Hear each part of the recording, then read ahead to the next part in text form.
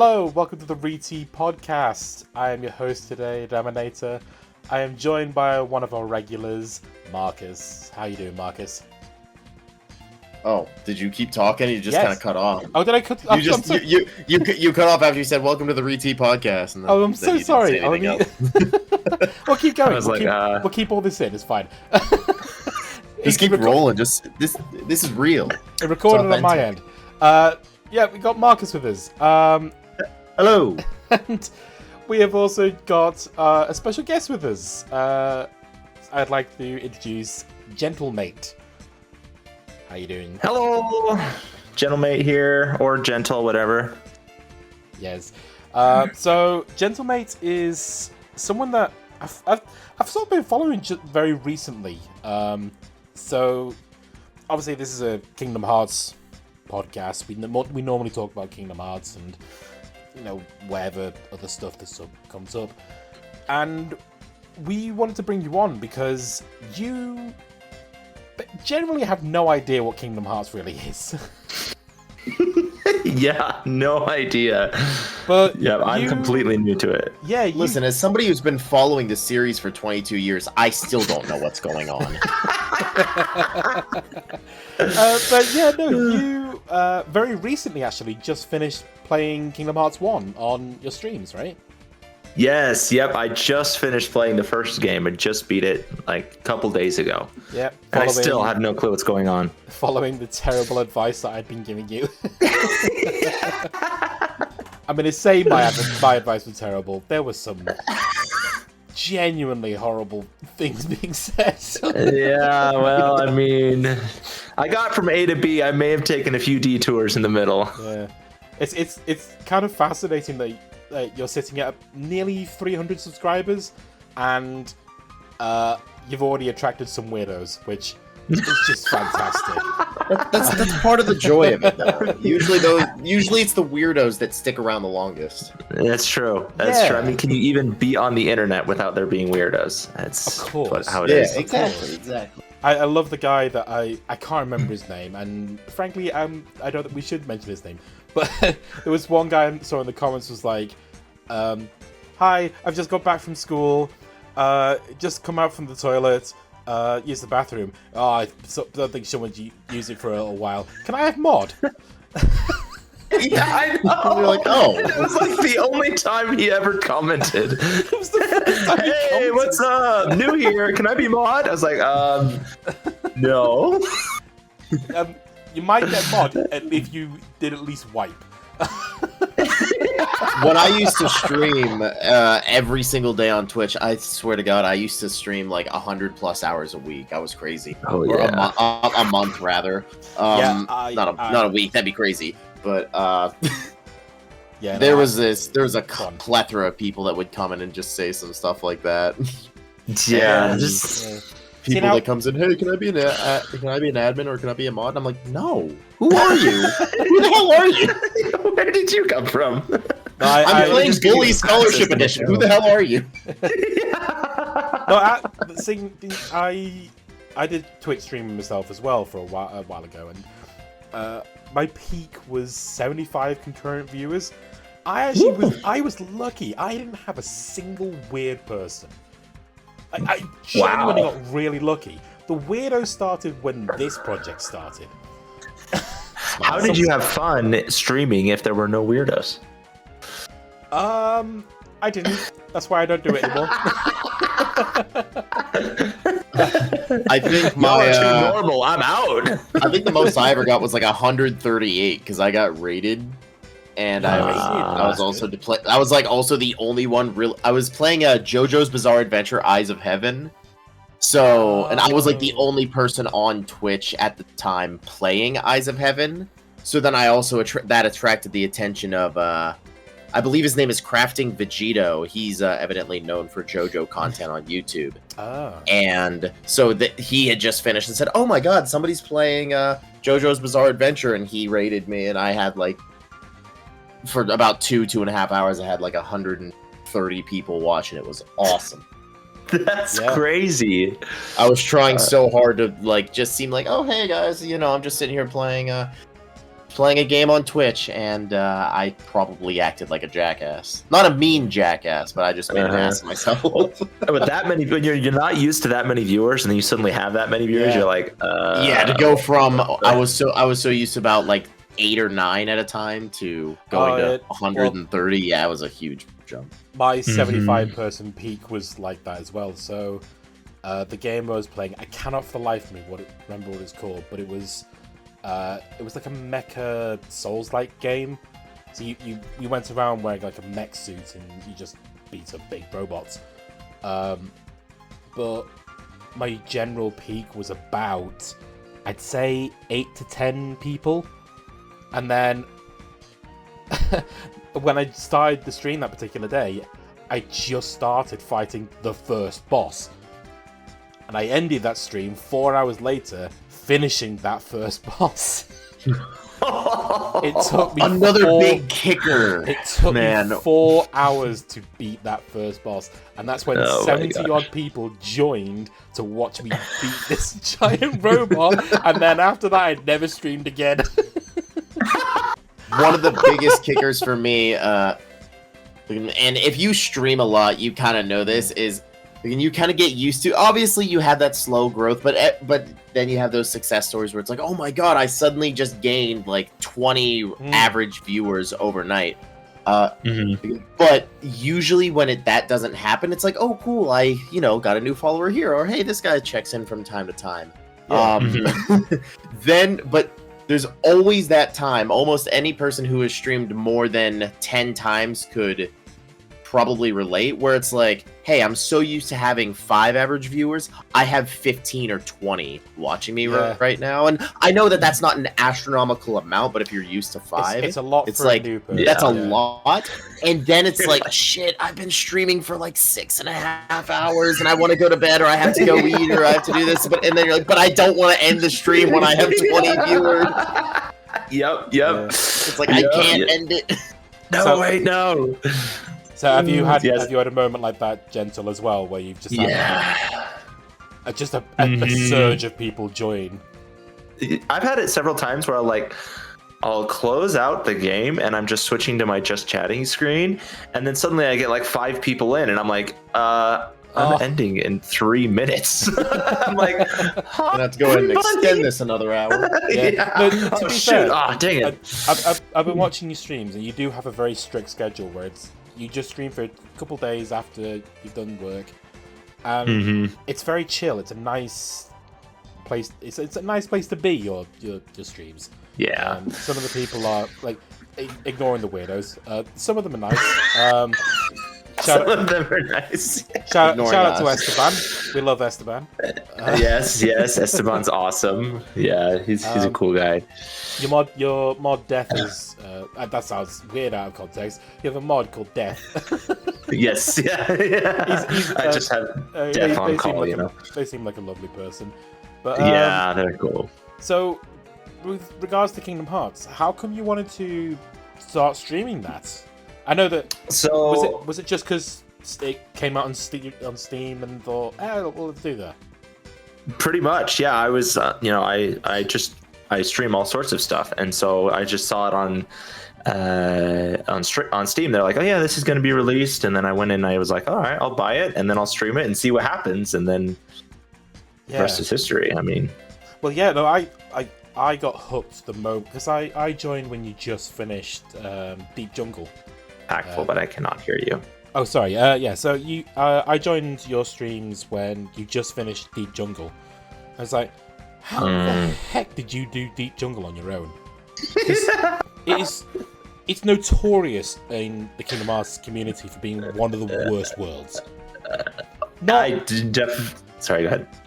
Not one of the worst worlds, like story-wise or gameplay-wise, but like it's just a massive maze. It was the chat, honestly. I think the game probably would have doubled in length if I didn't have chat there having you, Adam, and Esteban, and all of the other people in there telling me where to go. Otherwise, I would have been so lost. I've been like, what am I doing? All right, I'm gonna shoot myself in the foot here. No spoilers, obviously. Yes. But I got the game I swear I'm not ancient, but I got Kingdom Hearts when I was a little kid, the year it came out. So yes, I was alive when Kingdom Hearts came out. Conscious enough to play PlayStation, but and with Kingdom Hearts I actually went on to beat Kingdom Hearts 2 before I beat Kingdom Hearts 1, simply because the two examples I'll give. I beat Halloween Town, I beat Agrabah, but I technically beat Monstro, and I technically beat Atlantica, with the exception of the final boss. The reason being is, as a kid, I was just, okay, A, or X, just skipping stuff. And I completely overlooked the two abilities that I had gotten, that being high jump and mermaid kick. So I wandered in these worlds for several years, not knowing that I had this tab called shared abilities. And one day I was like, man, this is dumb. And I was just continuing off this save file that had like 700 hours that existed since 2002. And I just slumped down. I was just running around. And I just said, oh, I'm going to go ahead and mess with that. A Sonic Blade keeps turning on, and I'm not trying to use that right now. I'm going to go ahead and turn that up. The shared abilities tab. Oh, God. So, And so that I slowly clicked. I happened to be in Monstro at the time, and I slowly clicked high jump, and I saw how high he can jump, and I always saw that door above, like in the mouth that you have to go to fight the second boss. So I walk over there, and I'm like, whoop. Yeah. First try, I make the jump, and I'm... Oh my gosh. And I not only felt the greatest joy that I had felt in, years, but at the same time, it was the most overwhelming level of disappointment within myself. Because then sure enough, I went, fought the boss, kicked its butt, because at that point I was so over-leveled because I had just been wandering around. Then I was like, I'm going to go over to Atlantica. Went over to Atlantica, and I grabbed the dolphin to go to the sunken ship, but I always saw that little area across the way that I didn't know how to get to. I turned on mermaid kick, swam right over. Yeah. And then guess what? I beat the game the next day. Oh my gosh!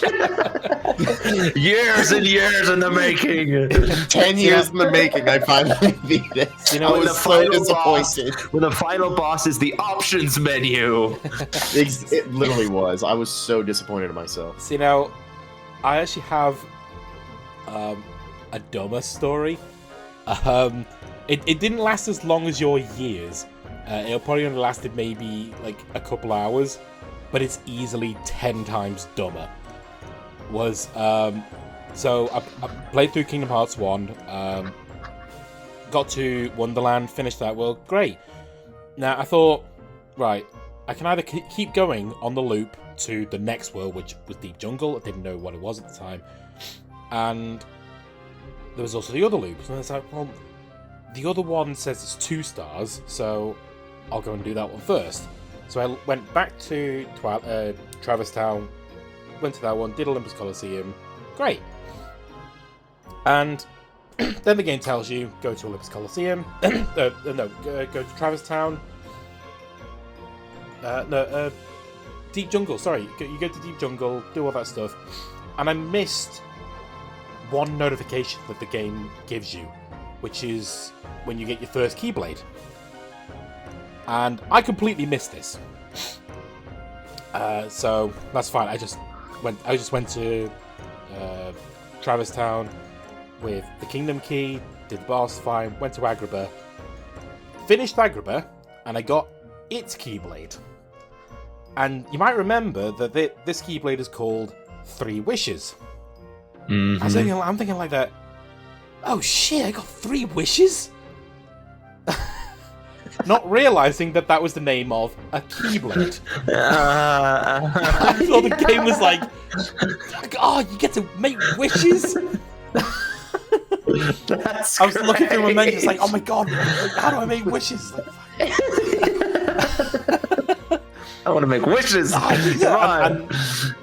and I got so lost. I was like, oh, I don't know what's going on. Where can I make my wishes? Do I have to summon Genie?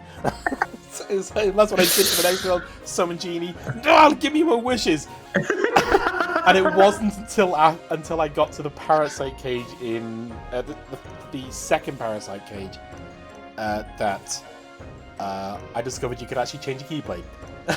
Oh my gosh. And we'll bring this back to Gentle, but like I would argue there was one moment during the streams which I don't know how you reacted. I'm pretty sure you did it on purpose, but I royally got pissed off when you were doing Halloween Town. Oh, which part? Which part? It was climbing Uggie's Manor for the first time. Oh. So I told you, I'd warned you, like, you really don't want to fall off because it takes a lot of time. I said, right, okay, you need the enemies to be away. You need to open the door. Be careful with killing the enemies. And the first thing you did was yeet. Oh look, enemies! Oh shoot! Yep. So this proves that. So if there's anything you can learn from this podcast, you can tell your favorite streamer exactly what they need to do. They won't listen. They'll just beat themselves off a cliff because fuck you. Never. Yep. Just kind of, Yeah. hey, looks like it's fun to jump off of. I want to try. Yeah. So did you have any like weird moments when you were playing Kingdom Hearts? Like, chat aside, like, did you have any moments where like you got confused or? I did, yes, yeah. So in the Wonderland with Alice in Wonderland, the whole situation, there was one time where it's like, it's where you eat that nut. Do you remember that part? You eat the nut? Yeah. So I couldn't figure out what I was supposed to do. Yeah, so the way you're supposed to solve the puzzle is you make yourself big with the flower, you jump on the stump next to you, grab the nut, eat it. That's it's a bit of a dumb puzzle, but it's it's so everything. So I was. Go on. Sorry. Ate the flower or whatever in order to get big, and then I was running around. I was like, what do I do now? I'm stuck. I jumped on this, I jumped on that. It allowed me to interact with the nut, but there's like a text prompt, and then you have to interact with it again in order to eat it. Yeah. And so I just interacted with it once, and I was like, oh, okay, that's all there is to it. And so I just kept running in circles, like, what am I supposed to be doing? You interacted with the nut and got, yeah, Sora got nut. He got a nut on the ground. What do you do with the nut? Yeah, exactly. I'm like, okay, now what? And I just ran in circles. I tried reloading the game and going back. I was like, is the game glitched? Is there something wrong? Finally, Esteban, bless his heart, came in and he was like, oh yeah, you just got to, push the button again. And I was like, oh my god. No. So I was stuck on that part for probably a good 10-15 minutes until I got some outside help. 10-15 minutes to eat a nut. I was like, all right, let me just run around in circles here. Hello. All right, guys, I guess we're done with Kingdom Hearts. I'd say the best advice that you got that I wish I'd had on my first experience playing the game was 12 people in chat screaming at you to use arrow. Yeah. Oh, I never ever used arrow on my first playthrough. And that thing saves lives. Yeah, when I first got it, I was like, this just feels janky to use, and so I was just like, whatever, I'm not gonna use. Same with heal. You initially think like arrow is like, okay, defense or whatever, and then it's just this little swirly wind around you that just kind of. You have no idea. This boy chose the Dream Rod, meaning he had better magic abilities, and he, for the first 3 streams that I watched him, bear in mind, I joined after Deep Jungle. He did not use Cure once. he kept stocking up on potions and high potions. It's like, yeah, that's a great way to heal in the early game, but you have a cure magic now. Yeah, once you get... Honestly, especially when you're playing through the game on, like, Proud mode, you almost want to make it a point to do Deep Jungle as soon as possible, just so you can get Cure. Yeah. I mean, I remember when I first got Cure and I first decided to start using it, I kept using it too late. I was like, all right, I gotta use it. But I was like, I had like a sliver of health left, and so by the time I used it, I was dead. And I was like, wait, what? You did have a lot of moments where Donald healed you, and then you healed you. Yes. Okay. Which annoying thing about Cure, I don't know, maybe this works for all the spells, but like I would push the action menu that brings the spells up. Yeah. And then I would push heal, and then I would just let go of the heal button and then push arrow, and it would heal me again. And I was like, what is going on? I don't know if it's my controller or if you have to go out of the action menu and go back in again. See, now I actually played Kingdom Hearts 1 again recently, just to relive like childhood and all that. But like, I thought I'll try and replicate that issue that you were having. I think you might have a dodgy controller. Oh my gosh! I could not replicate it. Maybe I'm just mad skilled and I don't know it. It's not mad skills to be able to heal yourself twice. It's weird because this is a new controller, so I don't know what's going on. Maybe I'll have to go in and mess with it. Maybe a little bit. No, there were a lot of fun moments. I think one of my favorite moments watching your stream was, the moment I got hooked was after Deep Jungle. Was like, I said, "Oh, have you ever played Kingdom Hearts before?" And he said, "Oh no, this is the first time I'm playing." And I said, "Do you know anything about this game?" He's like, "No, I've been interested in it, but never actually played it. Don't know what this game is." And I'm like, oh my god, this is gonna be great. Adam, you have always, since I met you, what? Oh my god, like 2 years ago almost. No, we've known each other for about 4 years now, man. Holy crap! It's been that long. Time flies. Holy crap. But you have always, since I met you, had like this little bias or excitement seeing or... Marcus, do you want to repeat that because you've cut out first time? So to Marcus, hear Marcus, do you want to repeat that just because you cut out? Oh, sorry. You've always had a like this thing about hearing or seeing people experience something about Kingdom Hearts for the first time. Yeah. So to probably find Gentle here and be like, yeah, I know nothing about Kingdom Hearts. You're like, ooh, I'm gonna get my popcorn and cup of tea, and this is someone who is around my age who gets to experience the game for the first time. It's like, oh my god, this is amazing. It's like, it's so, because a lot of people that go into Kingdom Hearts, like nowadays, at the very minimum know, oh, the series story is complicated, and you get to visit all these different Disney worlds, like, oh, you get to visit this world, which I'm not going to say for your sake, Gentle, because spoilers. But, like, to go and find someone who's streaming who has never seen the game before, it's like, this is like the best thing. So, like, I've been in your stream, and you've noticed this a lot, Gentle, where I've told the people watching, like, guys, stop the spoilers. Yeah. I've been so vigilant with the spoilers because, like, I really want this guy to experience the game himself. It's. I feel like Gentle always kind of kept an eye out for those messages. So every time he'd see you being like, "Hey, stop spoiling," or "Hey guys, no spoilers," he's like, "Okay, cool. So I'm just gonna ignore chat for a couple minutes, let it just for a not little read bit, it. And then Glance would be like, "Okay, cool. Spoilers are gone. So what's up, guys?" Yeah. I tried to not read the spoilers as much as I could.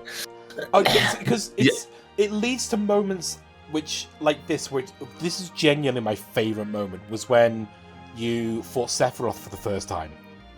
So I just told you, the Colosseum has like cups There is one cup that's hidden. Oh, it's the question mark one. Do you want to just click on that? And it cuts to the Sephiroth cutscene, and you're like, Oh no! And then I move and I'm dead. Yeah. you didn't even get to sneeze. It was that fast. It was hilarious because you had no idea. Like you genuinely had no idea about that, did you? No, I had no clue. I was like, what is this? I thought the question mark one was like a locked stage I would unlock if I beat all the cups. So I went into it and I was expecting nothing, and I was like, oh, it's that guy from Smash Bros. And then I was dead. I think that pissed off a lot of people when you said, oh yeah, it's Sephiroth from Smash Brothers. So I had actually a couple questions that I had written down here that I did want to ask you about your first experience. Oh, absolutely, yeah. What was your favorite world to experience? Okay, I kind of mentioned this a little bit at the end of after I finished the game, but I really like flying in games, and so being able to experience that in Neverland, that was so awesome. And to be able to have aerial combat, Yeah, that just made the whole level my favorite. Entire stream, you were so bubbly and over the I was moon, like, yeah, over the like, idea of yes. flying. Yes. And the fact that the final boss makes you fly to beat him as well, like you were so giddy. Because I remember I started in that world, and somebody was like, I was like, oh, can I fly? Can I fly? And somebody was like, no, you can't fly. And I was like, oh, I guess I can't fly in this game. That was me who said Oh, that. yeah. Yeah, I was like, well, I guess I can't fly. Well, now I'm just sad and disappointed. And then I could fly, and I was like, yes! You can fly. Exactly. Yeah. I love flying in games. The reason I lied to you was because I wanted moments like that. I'll never lie when it comes to like genuine tips to help. Like when I said, oh, after you've beaten Ansem the first time with Donald and Goofy, give Donald and Goofy all the items because I know that they're not going to appear for a while. But you were like, no, I don't trust you, and you trusted. Well, there was a couple of people that were saying, "Nah, you're not going to use Donald and Goofy," and I was like, "Oh, yeah," okay, because they right, knew that Donald and Goofy weren't going to be able to help you in the next fight. But I was playing 3D chess. Yeah, you were doing the long game. I see. I should have listened because I knew that Donald and Goofy were going to come back. But like, by the time they did come back, the actual items they had would then be useful. So I lie about the only stuff that I lie about is like story stuff because it's funny. You cut out there again, Gentle. Oh, the editing's gonna be fun. You told me it was like, oh yeah, you're gonna play somebody else in the second game. Sora's done, and then he died, and I was like, what? Is this it? Is this the end? I told him that Sora died when we did the sacrifice. Yeah, and I was like, what is going on? I thought you were serious. I was like, wait, what? Yeah, this is actually the end of the game. Yeah. Game ends right here. Yeah, but then I got to play. There you go. Then I got to play Sora as a Heartless, and that was cool. That was really cool being able to run around as a Heartless. 2 minute at most segment, but it is kind of a cool little snap. Yeah. It's like, dude, I'm a Heartless. I can't do anything, but which I will say, awesome. like avoiding spoilers it's kind of the linchpin of the series. That moment. There's a lot of moments in later games that do revolve around that moment. And we're not going to go into spoilers. We won't go into spoilers because Jesus Christ, like I'd have to explain so much just to say why it's a spoiler. Like that's okay. Like I will say, like Kingdom Hearts 1 unfortunately does get retconned quite a lot to make future stuff fit. So something like Sora being the Keyblade wielder. Like I'll tell you now, there's hundreds of the fucking guys. Like loads of people can wield the Keyblade. but for some reason, like, the first game said, no, Sora is the Keyblade guy. He is the Keyblade boy. And it's one of the more controversial moments in the series. There's a lot of people that don't. It's like, no, Sora is the Keyblade boy.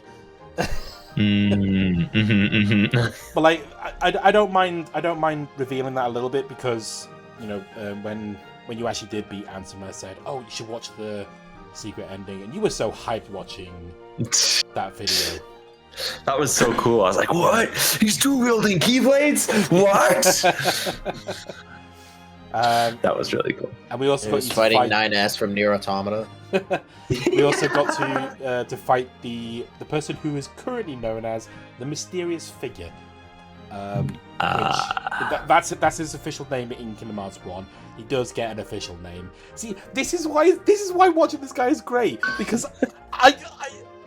because you have no idea what's happening. Yeah, no idea.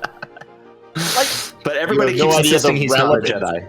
You have no idea the crazy relevance of some of these what seem like just little secret or minor things. Yeah. Oh my gosh. Like, genuinely, like, if you're watching the podcast right now, go and subscribe to Gentlem8te and watch his streams, because he's just such a delightful person. He's not.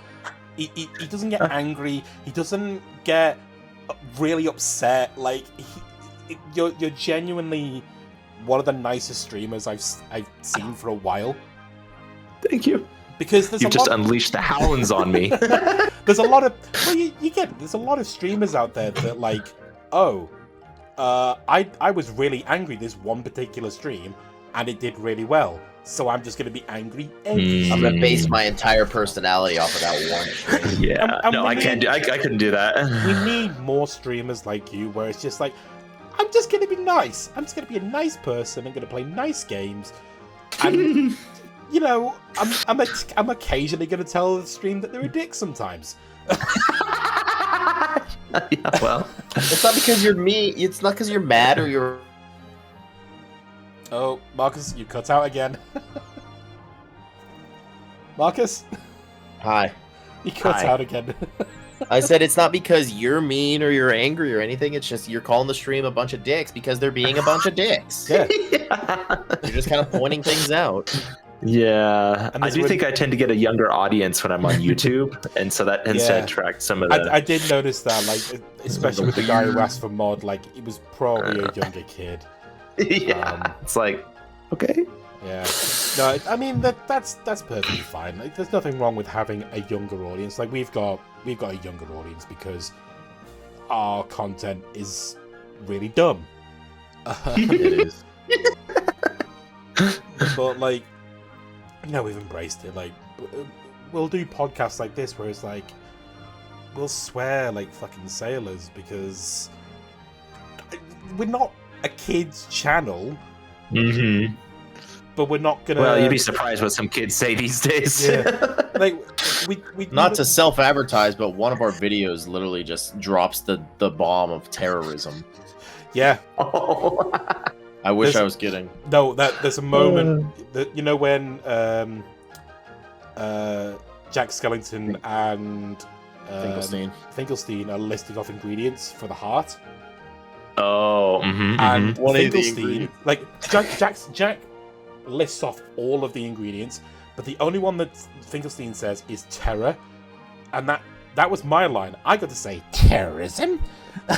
Oh my gosh! I think it was Adam and I that went through and we were setting that one up, and I was like, Adam, can we say this? And Adam goes, screw it, we're leaving it in. Yeah, no, it's because it's funny.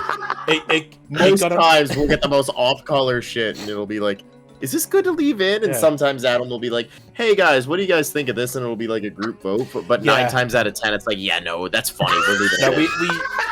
We have had, like, we actually had it recently in, so we're currently working on Kingdom Hearts 2 Part 2.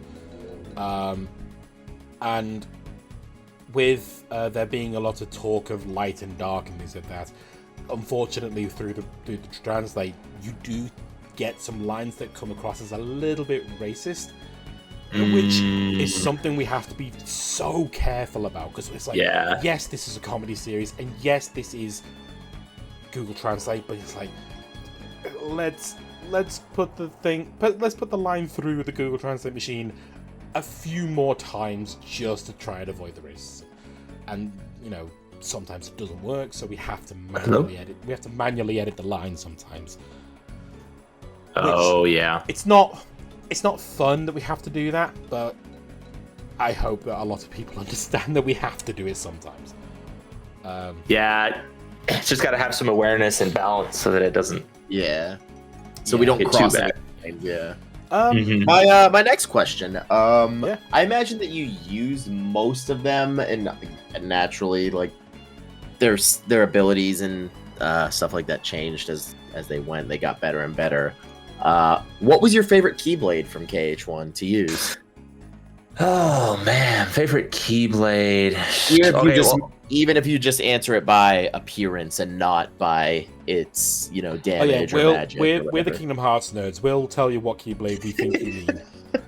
Okay, well the one I really like the look of the one I got in Halloween Town. Pumpkin King. Pumpkinhead, yeah. Yeah, I really like that one. That one, and apparently it's also pretty strong. But I really like the look of that one. It's one of the stronger mid-game Keyblades. Now, this is not a spoiler. However, KH2 does fix that up a little bit. So one of the first Keyblades that you could get, you could still be using in the end game because they balance them properly. It's just they have different abilities sets. Yeah, so it makes using any Keyblade that you want all just dependent on your play style. Yeah. Oh, that's cool. So something you actually noticed, Gentle, was the Keyblade's length actually does have like a big effect. So something like Pumpkinhead, which is classed as a long Keyblade, generally has like slightly lower stats than some of the other Keyblades. Short one. But it does have the longer reach, meaning that combos are easier to pull off. Whereas something shorter like Fairy Harp, which we got to use a couple times. I think did you end up using Fairy Harp during the Riku fight? Yeah, I think I switched from one to the Fairy Heart during the Riku fight, and I noticed the difference. We noticed the difference, like because you were making attacks that if you had Pumpkinhead, they would have landed, but obviously you had the shorter Keyblade. So with Kingdom Hearts 1, like all the Keyblades have like hidden stats based on like crit. Crit. So I think crit chance and crit multiplier are hidden stats on the Keyblades. Like the descriptions give you those. They briefly summarize them. I did notice that. They give you a general idea of what the Keyblade can do, but it doesn't give you exact numbers. Kingdom Hearts 2 does fix this by giving each Keyblade a strength stat, a magic stat, and an ability. So as long as you've equipped that ability, that Keyblade, you have that ability. It does mean that there are some Keyblades in Kingdom Hearts 2 that are objectively stronger than even what is called the strongest Keyblade. Yeah. Like there's, but also some of the abilities that you have in KH1 do not appear, but they do appear in KH2 because instead of you just equipping them, sometimes the Keyblade is equipped to it. So I won't tell you any of the Keyblades because I want you to experience all them yourself. But one, for example, may give you. It'll be like Blizzard boost, so any ice or blizzard related magic does more damage. But then the next Keyblade you get will actually give you combo plus. So your combos, as you're smacking Heartless around, you have longer combos instead of 1, 2, 3, 1, 2, 3. It might be like 1, 2, 3, 4, 5. Ooh. Oh my gosh, you guys are getting me excited. Yeah, Kingdom Hearts 2 combat is... Kingdom Hearts 2 spices it up. I would say that you're gonna like it. People consider KH2 the best one. Yeah. Most people say Kingdom Hearts 2 is the best one. I personally disagree. I have more so gone towards Kingdom Hearts 3 recently. I do love Kingdom Hearts 2, and I have a soft spot for the first game. But am I right in saying that you're actually going to be playing Chain of Memories next, right? Yes, Chain of Memories you is next on the fool. list. You are You right. crazy fool.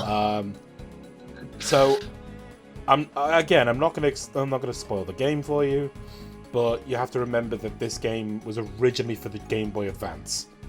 So Okay. there's not a proper combat system. They do something different with it. And Okay. you won't get lost in this game. There is a map. There's a proper map system. Okay. But in terms of the way that the gameplay works, I can't help you because I am not good at Chain of Memories. There you go, Gentle. I'm just gonna put that in the text-only VC with no context whatsoever. With no context whatsoever. Okay. All right, you're welcome. Okay, he has sent. He has sent this message, which you're gonna see on screen. I'm got to edit that in then. With no context whatsoever. No, that's fine. I will say actually. So, Chain of Memories. When you think the game is finished, there is a little bit more to it. So, let's say, I don't know, let's say you get through the main game in 10 streams, say. That's probably a little bit more than it'll actually be, but whatever. There's going to be another 5 streams on top of that. There's like a bonus. Whoa. There's like a bonus game after the main game. Enough that there's half again of the game. Basically, yeah. Yeah, pretty much. Dang. But it's some of the strongest character building in the entire series, and you would kudos to you for wanting to actually play the game. Most people, myself included, would have said, just watch the cutscenes. I'll just watch the cutscenes. You have to keep in mind, I am coming into this fresh. I have no clue. You're jumping into what pretty much almost the majority of the KH community would refer to as the hardest game. Oh, Yeah. wonderful! All right. Well, it's So if you could get past this, then you could get, and you're playing it on standard, I imagine. It's hard when Probably, you're going yeah. blind, but if you have a guide, like in terms of like a paper guide or like an FAQ sort of thing, it turns from one of the hardest into one of the easiest. It's very easy to break this game, but it takes effort to get to that point. Well, I might have like 5 to 10 guides. I'm just gonna say, refer to the message that I sent. That's all I'm gonna say. So let's step away from Kingdom Hearts for a bit. So we got about 15 minutes left on the stream, on the podcast rather. Let's step away from Kingdom Hearts. It's not the only game that you stream, is it? No. So are there any particular games that you do as well? So right now, I am playing through Balloons Tower Defense and Plants vs. Zombies. So a couple of other Nice. Couple older of games. Mm-hmm. Yep. I just found out that there's a second campaign in Plants vs. Zombies, so I'm about to start in on that one. Nice. And then Balloons Tower Defense, and both of these games I haven't really dug deep into, so it's kind of a fresh experience for me. But same with Balloons, I'm like learning the whole thing. See, for me in Balloons, when I had it as a kid, you just like your monkeys. You throw darts at balloons, and then you have towers. And then I was streaming it, and then people come in and they're like, oh yeah, there's this and this and this and this. You got bosses, you got quests. The games got really in depth real quick. Yeah. Shout out to free math games. Yeah, I know. Wow. I used to play Balloons Tower Defense during my computer classes when I was supposed to be doing stuff in school. I was like, nah, I ain't doing any of the schoolwork. I'm like, yeah, Balloons is the one with the monkeys, right? Yeah, monkeys and the balloons. Okay, yeah. Mm-hmm. Yeah, I grew up playing the 5th game, so getting into the 6th game has been a good time, but definitely a blast from the past. I've basically been playing those Balloons games since they first started because I'm an older guy,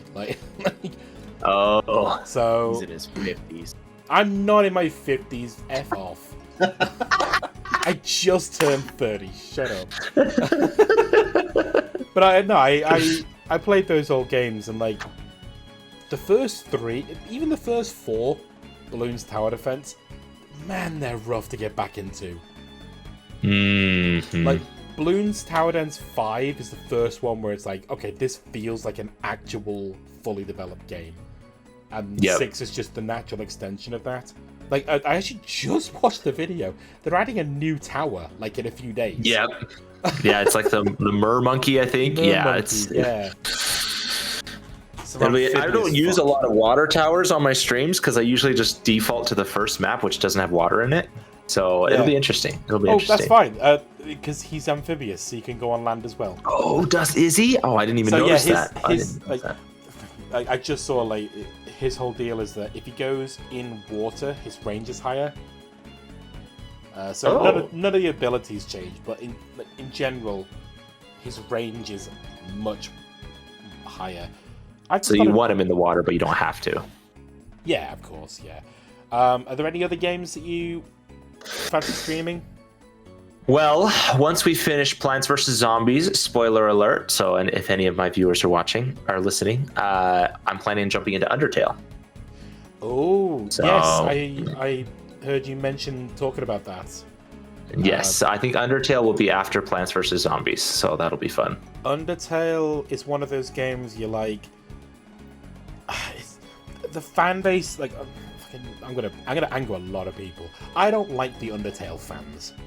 Because there's a lot of people out there that will say the only correct way to play this game is to do pacifist first, then genocide. And you're like, can I just not play, put the game on and play it how I want? Like, maybe I start by killing the monsters and then realize, I can actually spare them. And then you start sparing them. It's like... Yeah, I'm not sure how the fan base is going to respond to my streaming. Yeah, that'll be interesting. You'll incur a wrath, which is just something you're going to have to deal with.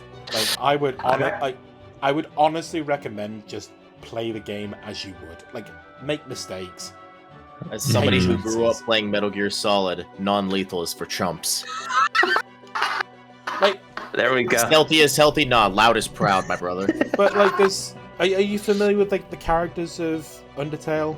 I know Sans, and that's... You know Sans.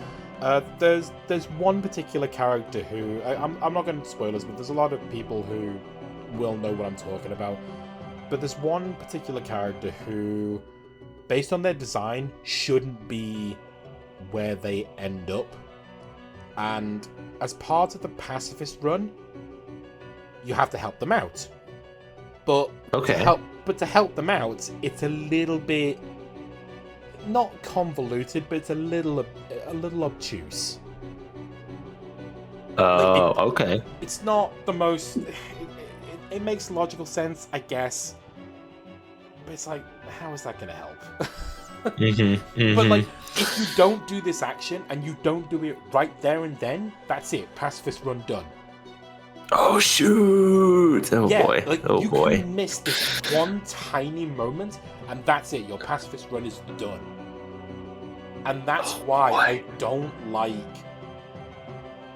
forcing players to do the thing, because doing this one action is something that you would do if you're naturally a nice person, and you would go out of your way to do it. But it's very easy to miss. Ooh. And so that's why I say to people, like, if you're going to play Undertale, just play it how you would want to for at very minimum the very first run. Okay. Because it's, that's just the way that you should be. Yeah, I'm curious to see what the reaction will be. I've heard some bigger streamers had to stop playing it because the fan base got kind of rough. Yeah, no, the fan base is very, very devoted. Like, Kingdom Hearts fans, like, we know that our game is dumb, and we just roll with it. Undertale fans haven't realize that their game is a little bit dumb and likes to poke fun at things. I think it's just going to take a few more years to get to that point. I'm not talking smack on either of the games, because I hear the story is absolutely phenomenal from both of them. Yeah. But two games that I cannot get into simply because I've had bad... You cut out again. Marcus. And Undertale.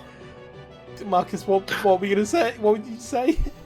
I said, I said two games that I can't get into simply because, like, I've had bad experiences with their communities are Undertale and Omori. Yeah, Omori fans are passionate as well. And it's like, I'm not hating on the game in any way, shape, or form, but it's just like, good lord. I totally understand being super passionate about a game. Like, yeah. Like, if you sit here and shit talk Resident Evil, I'm gonna kick you in the kidney, but... Like, at the same time, like, I'm gonna at least let you get your piece out about the game, and you're now allowed to not like it. Just know that as a result, you're gonna get kicked in the kidney. But at the end of that, you're good. Like, you're allowed to not like it. Omori fans will sit there and get you canceled off the internet. See now, oh my gosh, Marcus, you can't say all opinions are valid apart from when your kidneys want to be kicked. You can't do that. Why not? Because I like my kidneys. Well, okay. You know what? like I'm actually, Adam. Yeah. I mean, actually, when it comes to as long as you don't talk too bad about Leon S. Kennedy, then we're good. I mean, you can say whatever you want about the Resident Evil series, but the moment somebody pulls up on my boy Leon, I gotta shut that down. I'd love to do an entire podcast talking about fandoms, because there's a lot of fandoms out there that they're passionate people, but they take it way too far. Like, I think one of the worst people are like, right, for the anime community, like, this is it. We're just gonna scratch off like toxic fandom bingo right now. Bocce the Rock. Like, never seen it, never heard of it. So Bocce the Rock it's a simple anime where it's about cute girls do like music stuff, but one of them has crippling social anxiety. And you're like, I can see why a lot of people put themselves in this girl's shoes, but like, chill. She's not anime Jesus. Yeah. Oh god. Yeah, it's a cute anime, but you have to get. It's fine. It's a nice watch. Like, I spent about 3-4 hours watching the show. I thought it was fine. I wouldn't write home about it, but you know, I kind of like it, but at the same time, you know, another anime that with a really tough community. What? You cut out again. 8-0. ReZero, right? Yeah. Fate. Fate, yeah. Oh, Fate fans. Fate, yeah. Ooh, that's So, you know, I can never figure out where to get into that. I was like, I'm interested in Fate, but I'm like, I have no clue where to even start. So now we should just like one of the best set of fans out there, the JoJo fans, because they know that their show is homosexual as hell, and that's okay. It's all gay, and that's perfect. Yeah.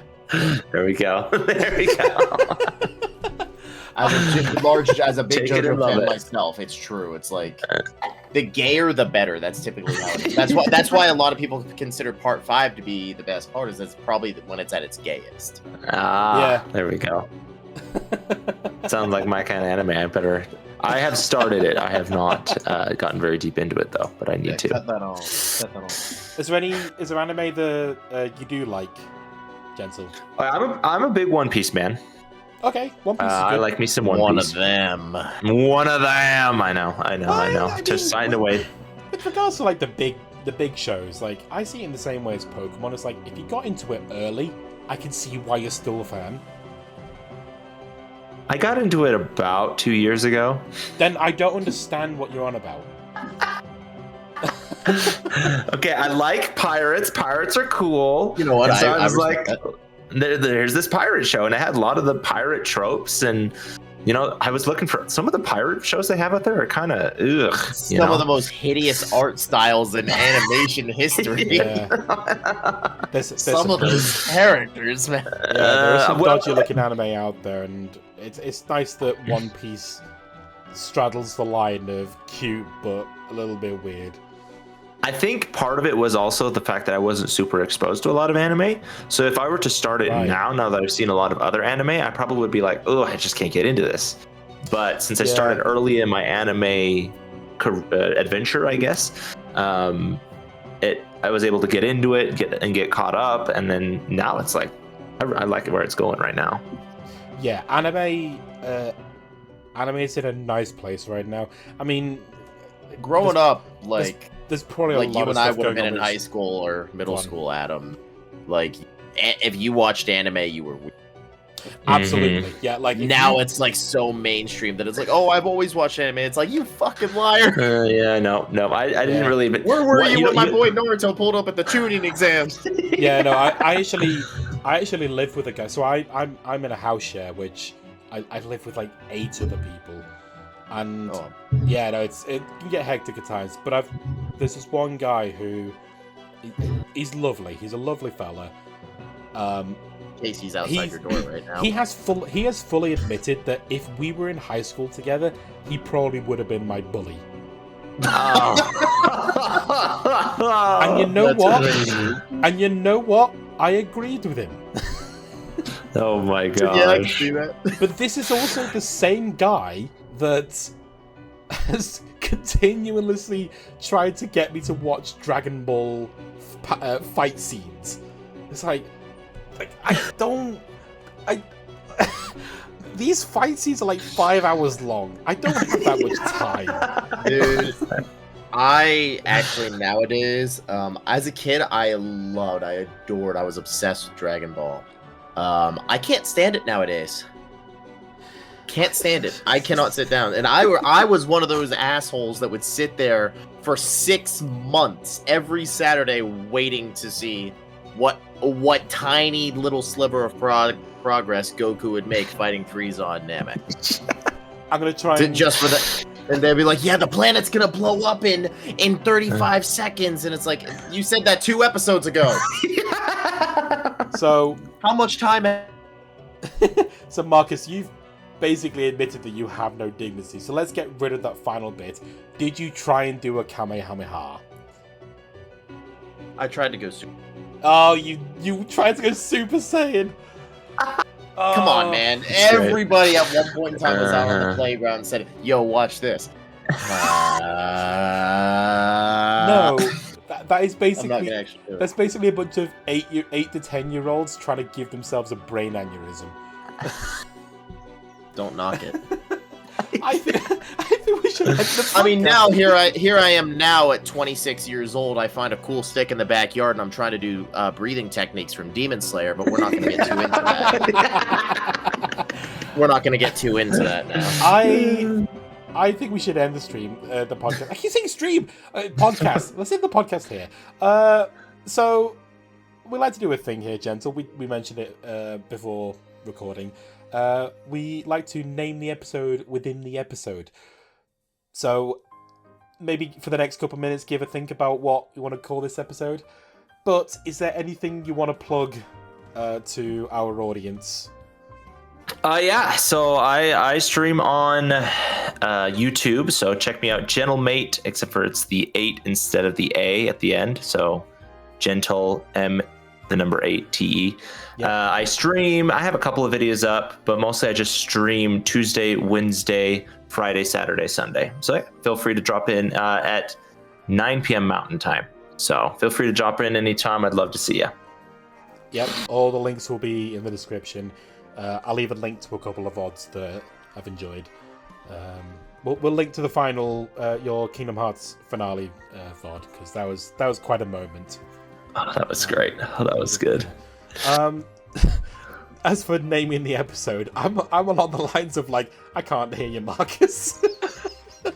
I didn't even say anything. No, it's not that, but like there were several times where it's like, oh, you cut out. I was thinking like the one where we talk about weirdos. I was just thinking of calling it something easy, like he's a gentle mate or something. Jesus. Wow. We're sitting here talking about technical difficulties. And I was like, how about an actual name, guys? That was something cheeky. Oh god, the one where we talk about weirdos. I'll find a way to shorten it, but we'll go with something like that. All right, Okay. Fandoms. Gentlem8te, you've been a delight to have. Thank you for joining us. Like this has been a lot of fun. I'm sorry, I missed what you said. Cut out. I can't hear you, Adam. It's going to be recorded on my Gentlem8te. It's been a delight to have you. We've loved having you here.